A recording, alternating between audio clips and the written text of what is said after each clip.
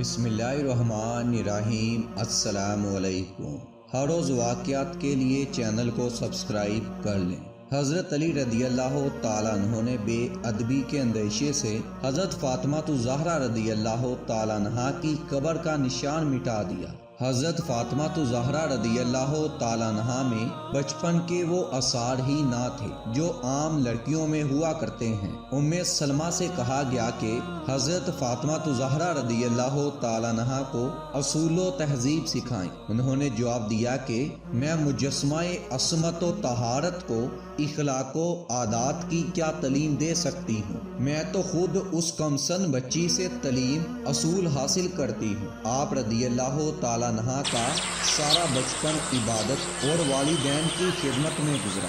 ایک مرتبہ حضرت خدیجہ رضی اللہ تعالیٰ عنہ کسی شادی میں جانے کے لیے تیار ہوئی اور کپڑے پہننے لگی تو حضرت فاطمہ الزہرا رضی اللہ تعالیٰ عنہ کے لیے کپڑے نہیں ہیں۔ ماں اسی طرز میں تھی کہ بیٹی کو احساس ہو گیا تو کیا ہوگا؟ عرض کیا نادر گرامی میں پرانے ہی کپڑوں میں چلوں گی۔ بابا جان کہتے ہیں کہ مسلمان لڑکیوں کا بہترین زیور حیا تقویٰ ہوتا ہے اور بہترین آرائش شرم و حیا ہے۔ حضرت فاطمہ الزہرا رضی اللہ تعالیٰ عنہ کا سارا بچپن فکر و فاقہ اور تنگ و مصائب میں گزرا۔ حضرت محمد صلی اللہ علیہ وآلہ وسلم حضرت فاطمہ کو جبکہ وہ کم سن تھی اکثر اپنی آغوش میں بٹھا لیا کرتے تھے اور ان کی لبوں کو بوسہ دیتے تھے۔ اس پر حضرت عائشہ رضی اللہ تعالیٰ عنہ نے کہا کہ حضرت فاطمہ کے بوسہ دیتے ہیں۔ حضور صلی اللہ علیہ وآلہ وسلم نے فرمایا تمہیں معلوم نہیں جب میں معراج پر گیا تھا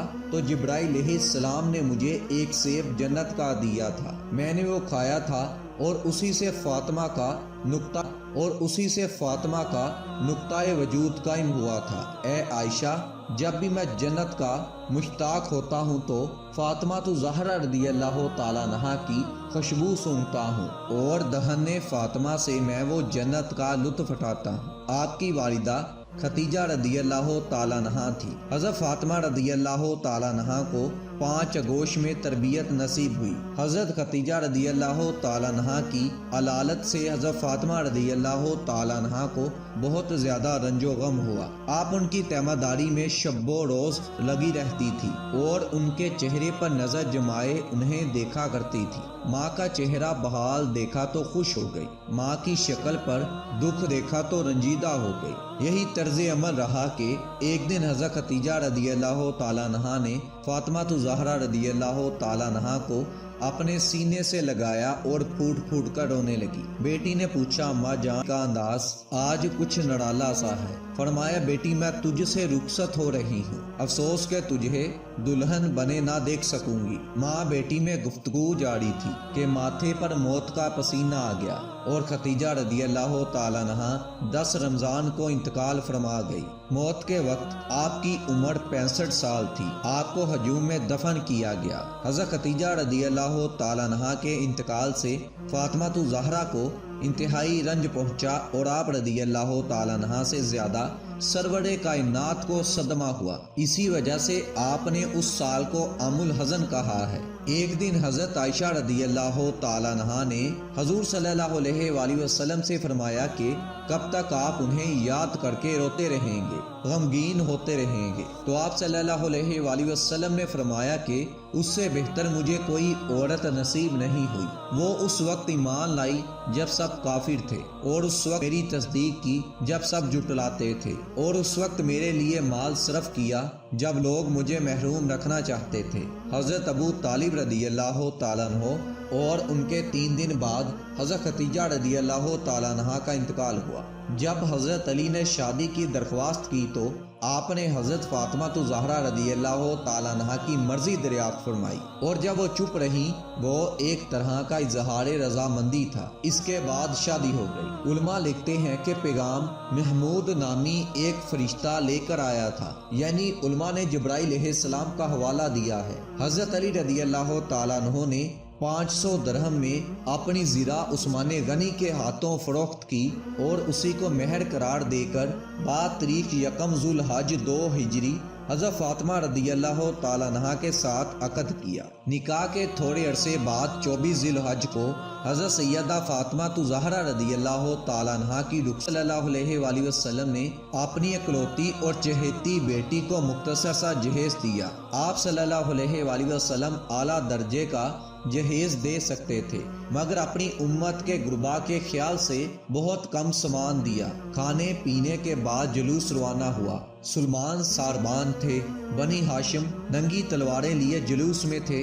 مسجد کا طواف کرایا اور حضرت علی رضی اللہ تعالیٰ عنہ کے گھر میں حضرت فاطمہ زہرا رضی اللہ تعالیٰ عنہ کو اتار دیا۔ اس کے بعد آپ صلی اللہ علیہ وآلہ وسلم نے حضرت فاطمہ زہرا رضی اللہ تعالیٰ عنہ سے ایک برتن میں پانی منگوایا، کچھ دعائیں دم کی اور اسے حضرت فاطمہ زہرا رضی اللہ تعالیٰ عنہ اور حضرت علی رضی اللہ تعالیٰ سینے اور بازو پر چھڑکا اور بارگاہ الہی میں عرض کی، اے اللہ انہیں اور ان کی اولاد کو شیطان سے تیری پناہ میں دیتا ہوں۔ اس کے بعد فاطمہ زہرا رضی اللہ تعالیٰ عنہ سے کہا دیکھو علی سے بے جا سوال نہ کرنا، یہ دنیا میں سب سے اعلیٰ اور افضل ہیں لیکن دولت مند نہیں ہیں۔ اور حضرت علی سے کہا کہ میری لگتے جگر بیٹی ہے، کوئی ایسی بات نہ کرنا کہ جسے اس سے ملال ہو۔ حضرت فاطمہ زہرا رضی اللہ تعالیٰ عنہ کے ساتھ جس وقت حضرت علی کی شادی ہوئی ان کے گھر میں ایک چمڑا تھا، وہ رات کو بچھاتے تھے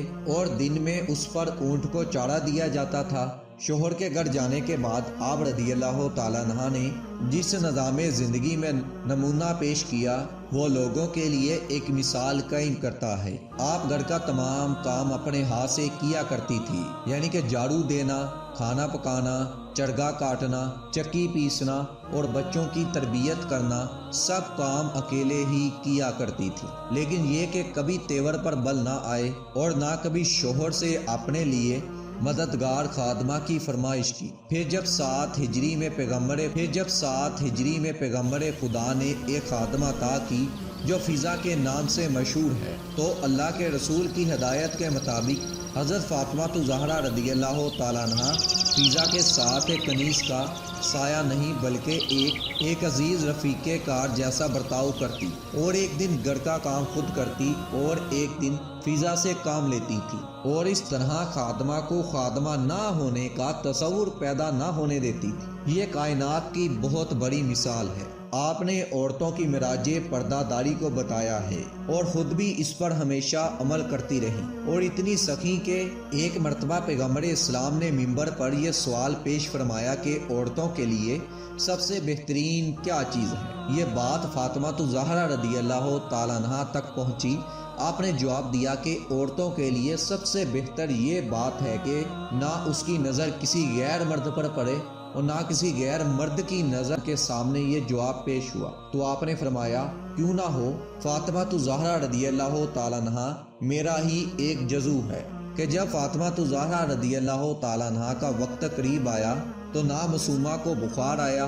آپ نے حضرت حسن اور حضرت حسین رضی اللہ تعالیٰ عنہ کے ہاتھ پکڑے اور دونوں کو لے کر آپ صلی اللہ علیہ وآلہ وسلم کے روضے مبارک پر گئیں اور قبر و منبر کے درمیان 2 رکعت نماز پڑھی۔ پھر دونوں کو اپنے سینے سے لگایا اور فرمایا کہ میرے بچوں تم دونوں ایک ساتھ اپنے باپ کے ساتھ بیٹھو۔ امیر المومنین حضرت علی رضی اللہ تعالیٰ عنہ اس وقت مسجد میں نماز پڑھ رہے تھے۔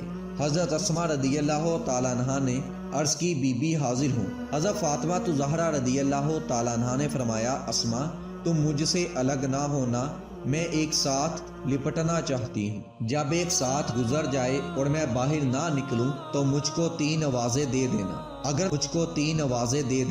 اگر میں جواب دوں تو اندر چلی آنا، ورنہ سمجھ لینا کہ میں رسول اللہ صلی اللہ علیہ وآلہ وسلم سے مہلک ہو چکی ہوں۔ بعد ازاں رسول اللہ صلی اللہ علیہ وآلہ وسلم کی جگہ پر کھڑی ہوئی اور 2 رکعت نماز پڑھی، پھر لیٹ گئی اور اپنا منہ چادر سے ڈانپ لیا۔ جب ایک ساتھ گزری تو حضرت اسماء نے آپ کو آواز دی، اے حسن و حسین کی والدہ مگر کچھ بھی جواب نہ ملا۔ تب حضرت اسماء رضی اللہ تعالیٰ عنہ اس حجرے میں داخل ہوئی۔ کیا دیکھتی ہیں کہ وہ معصومہ رحلت کر چکی ہیں۔ ادھر سے حضرت حسن حسین رضی اللہ تعالیٰ عنہ آ پہنچے۔ پوچھا اماں اسماء، ہماری اماں جان کہاں ہیں؟ عرض کی کہ حجرے میں ہیں۔ شہزادے حجرے میں پہنچے تو دیکھا کہ والدہ انتقال فرما چکی ہیں۔ شہزادے روتے پیٹتے مسجد میں پہنچے۔ حضرت علی رضی اللہ تعالیٰ عنہ کو خبر دی۔ آپ رضی اللہ تعالیٰ عنہ صدمے سے بے حال ہو گئے، پھر سے بے حال پریشان کر پہنچے۔ دیکھا کہ حضرت اسماء رضی اللہ تعالیٰ عنہ ان کے سرہانے بیٹھی رو رہی ہیں۔